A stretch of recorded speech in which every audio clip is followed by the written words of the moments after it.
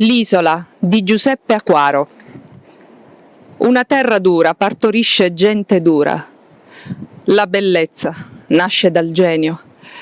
Volano le farfalle sui fiori di cappero e sui morti dell'isola più bella d'Italia.